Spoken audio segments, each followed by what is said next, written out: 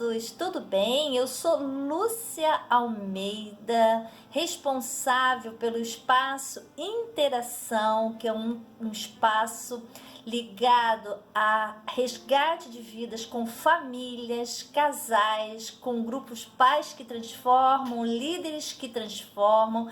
Sou coach do Instituto Brasileiro de Coach.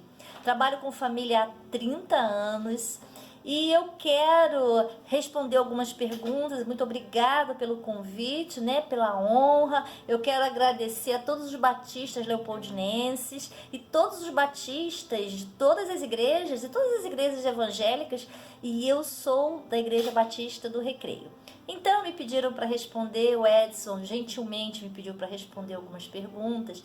A primeira é: a depressão na fase adulta e terceira idade é comum? Queridos, a depressão é um processo de construção de tristeza a longo prazo.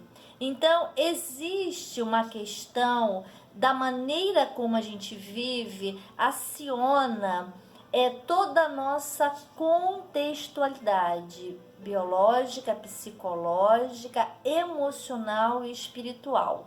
Nós somos seres integrais. Então, quando nós entendemos que a vida valeu a pena, quando nós entendemos a completude, conseguimos dar vazão e reconhecer cada fase da vida e vivê-la com autonomia, com integridade, fazendo com que a vida venha valer a pena, né? Trazendo à memória o que nos traz esperança, agradecendo, a gente consegue passar pelas dores com muito mais facilidade. O adulto, principalmente a pessoa da terceira idade, ela precisa de muito mais apoio, porque ela já se doou muito, ela tem uma estrutura muito mais frágil, no sentido de os seus recursos, muitas vezes, sensoriais já estão mais prejudicados, dependendo da faixa etária, dependendo da questão, pode ser de maneira mais suave ou mais grave, e isso sim pode, se não tiver o devido acolhimento, o devido cuidado, o devido amor, o devido carinho dos seus entes queridos, pode acontecer sim com mais facilidade. Ele me pergunta se ela atinge mais homens ou mulheres. Olha, o índice de depressão geralmente é maior, as mulheres são mais acometidas, porque a mulher ela passa por mudanças metabólicas e hormonais muito mais intensas, né? Muito mais proporcionais com relação ao homem.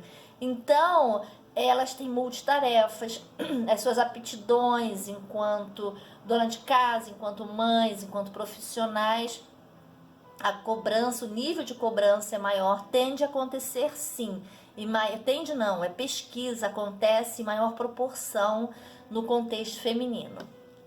Como identificar um adulto em depressão? Bem, primeira coisa, nós temos perfis comportamentais diferentes.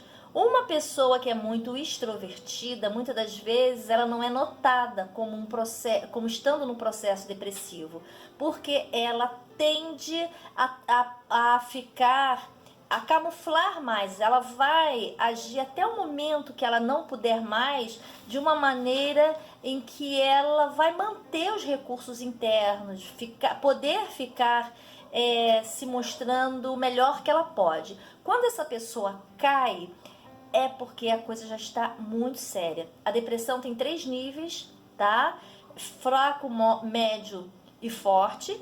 E a consequência de desenrolares, né? Como a síndrome do pânico, como transtorno de ansiedade generalizada, tendências suicidas, ela vai se agravando à medida em que não se detecta a questão. Muitas pessoas não falam, mas você vai perceber com o tempo, se o processo estiver mais acentuado, e precisa de medicação. Deus fez os médicos, Deus fez os psicólogos, nós precisamos tratar de maneira integral. A produção da serotonina, ela acontece no aparelho digestório.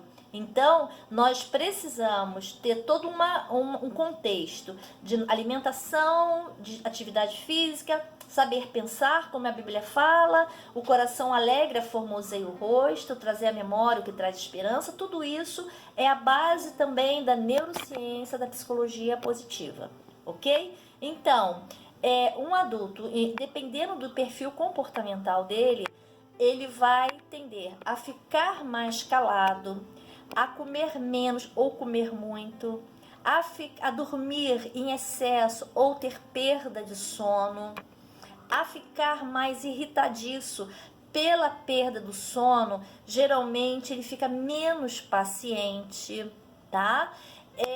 A se focar menos, a conseguir se fixar menos nas questões, e a memória também pode ficar alterada.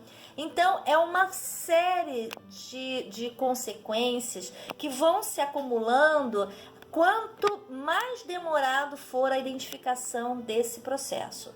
O processo suicida, que é uma consequência desse processo, uma mais grave consequência, né? Ele vem não porque a pessoa quer morrer, mas porque ela não aguenta mais a dor que ela sofre, para amenizar a dor. Então nunca diga que um suicida, que uma pessoa com tendência suicida é fraca ou não tem a Deus, tá? Porque ele tem sim, ele está precisando de você, do seu colo amigo, do seu carinho, do seu apoio e isenção de julgamento, tá? Julgar é fácil, sentir, se fazer presente é necessário e faz toda a diferença na vida de alguém que está vivendo uma dor depressiva. Depressão é diferente de tristeza. Tristeza, ela vai acontecer por um fato real, por um fato no momento, uma perda, ou seja o que for, e você vai viver durante um período de tempo, em torno de 90 dias, e a partir daí, 2 meses é a média, né?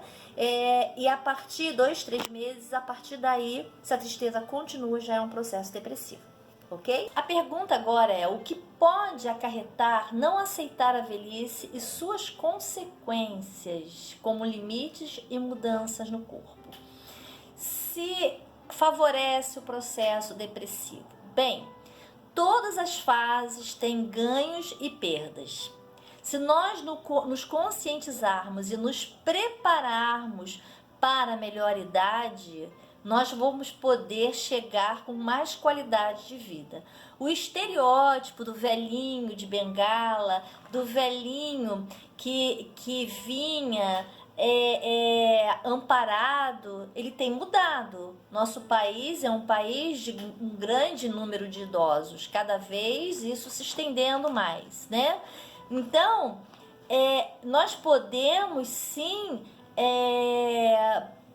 ter momentos em que possa essas diferenças corporais, marcas, né, da vida ficarem mais evidenciadas. Nessa fase de transição, pode sim acarretar um sentimento de diferenciado, como se a pessoa já não tivesse se identificando naquele corpo. Mas isso tem a ver com autoestima, com saber que cumpriu o seu propósito, a sua missão. Quando a gente faz o melhor que a gente pode fazer, a gente não fica focado no estético. O estético é uma das formas, independente da idade, de nos mantermos com autoestima. Cada idade tem a sua beleza, cada idade tem o seu recurso, ok?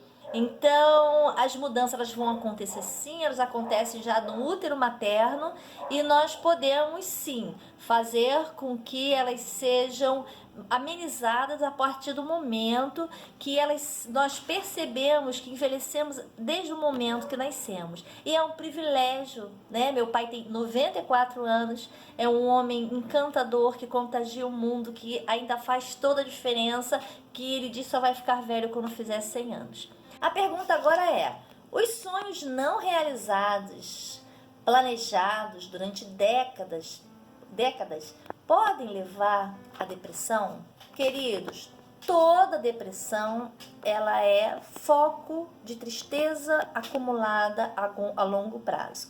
Então, tem sonhos que a gente tem que não são primordiais. Ter uma casa na beira de uma praia chiquérrima. Não precisa. Então, tem coisas que são vaidade. Agora, tem coisas que são necessidade.